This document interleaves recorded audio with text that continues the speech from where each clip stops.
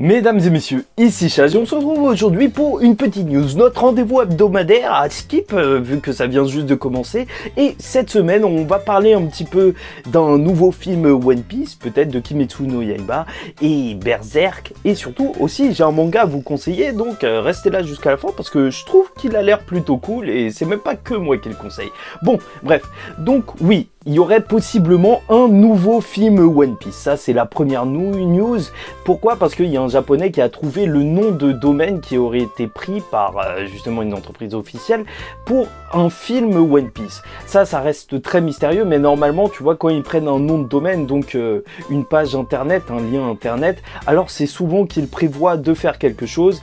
Et c'est vrai, c'est juste ça reste assez léger, mais il faut avouer que One Piece, ça nous a habitués à plusieurs films assez souvent. Bon, vu que le nom de domaine a été pris, il n'y a même pas eu de véritable annonce, il faut pas s'attendre à un film avant un an au minimum, tu vois, c'est sûr et certain.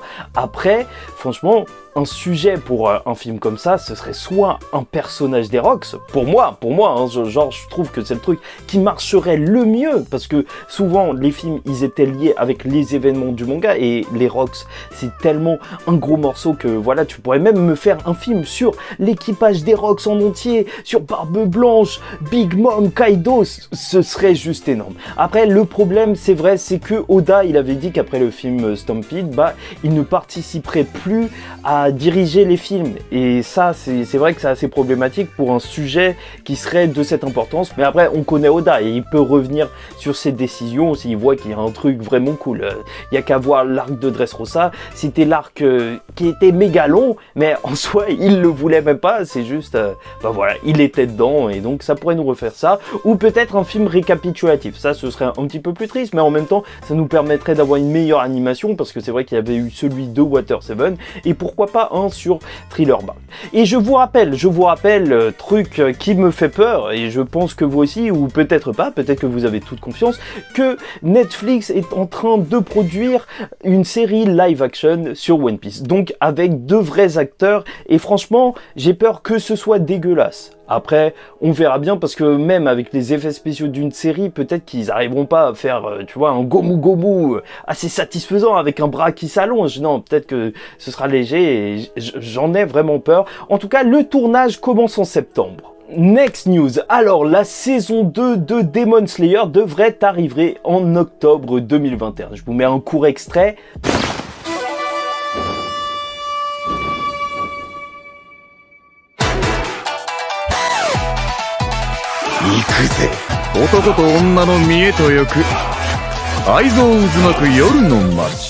Voilà, c'est vrai que la première saison c'était arrivé au printemps, peut-être que ça a été retardé suite au coronavirus, mais voilà, de toute façon je trouve que octobre c'est une bonne date, avec tout ce qui est Halloween et tout, ambiance automne, ça marche assez bien avec l'esprit démon et tout, ça marcherait bien, et en plus c'est vrai que ça pourra booster les ventes du jeu vidéo qui devrait sortir.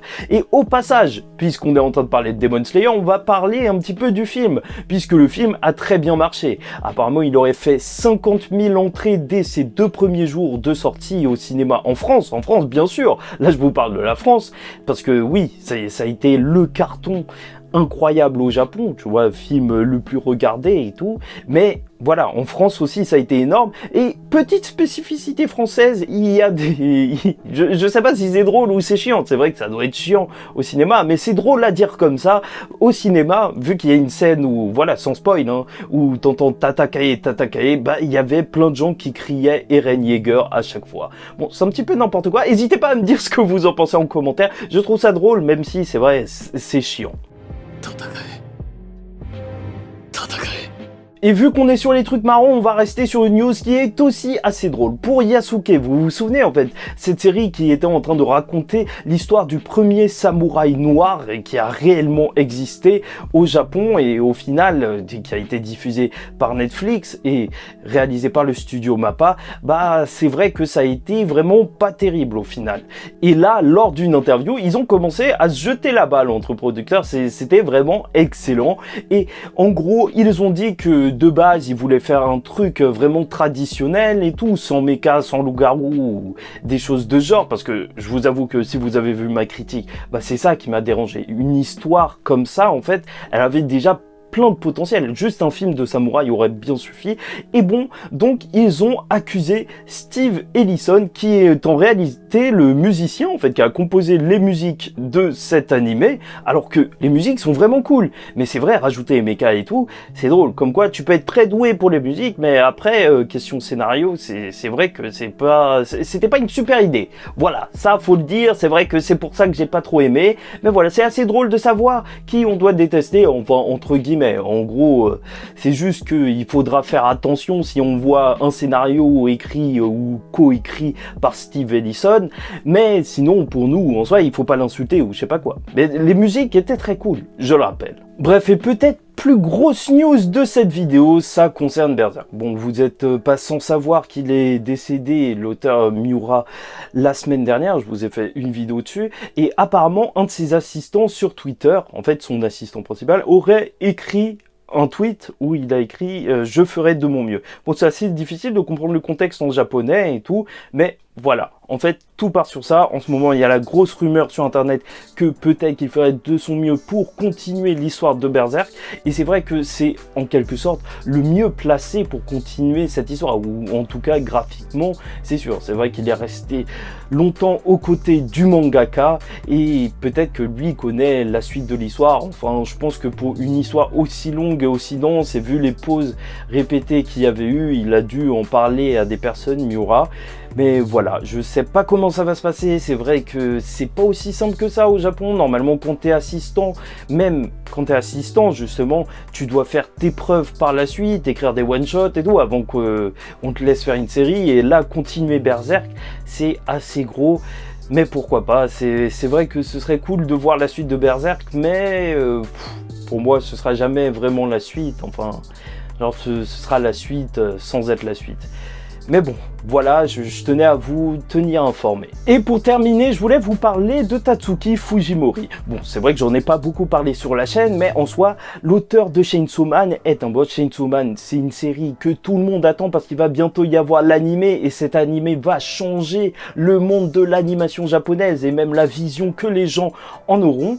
Mais en soi, là, c'est pas le sujet de la vidéo. Il a fait une petite pub au manga Blue Period. Apparemment, c'est un manga qui kiffe et qu'il conseille. Donc voilà, j'ai regardé un petit peu et voilà, je vais vous faire une petite présentation. Yatora est un lycéen banal qui n'a pas vraiment d'ambition. Un jour, il aperçoit par hasard le tableau peint par une camarade de sa classe en cours d'art plastique. Un événement qui va bouleverser sa vie et le projeter dans des sphères où il n'aurait jamais pensé entrer. Bon voilà, je pense que tu l'as compris, c'est un manga assez réaliste qui va se passer en fait dans une école d'art entre guillemets, et en fait ce sera l'occasion pour l'auteur de nous montrer plein de techniques d'art différentes et même de l'histoire de l'art. Et franchement, rien que le titre, référence à Pablo Picasso, la période bleue, tu connais, la période où il était triste, il peignait des mendiants, des gens tristes, des gens pauvres, bah voilà, tu vois que le mec veut s'ancrer quand même dans une certaine histoire, et ça peut être vraiment cool, hein. J'aime beaucoup en fait les mangas qui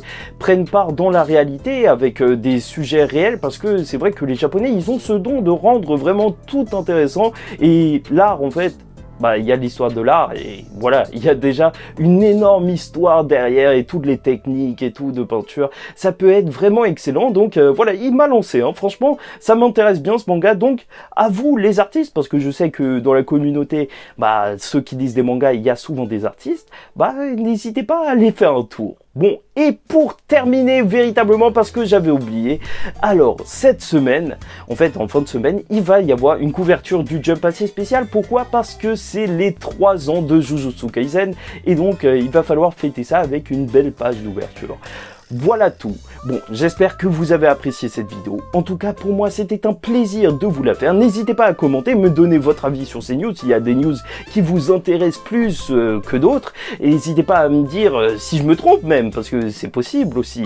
Likez la vidéo ou dislikez-la si vous n'avez pas aimé, et abonnez-vous, parce que chaque semaine, je crois, on se fera un petit point de news. Sauf si j'ai rien à dire, je vais pas me forcer à vous parler de la pluie et du beau temps. Je vais pas vous dire chaque semaine que Tokyo Revengers, ça marche super bien au Japon et que en ce moment c'est la série qui se vend le plus. Non, non, non. Et en plus, ça restera pas sur le long terme. Enfin si, peut-être que si. Enfin bref. Voilà. En attendant la semaine prochaine ou la prochaine fois qu'on se voit, je vous dis ciao tout le monde et paix sur vous.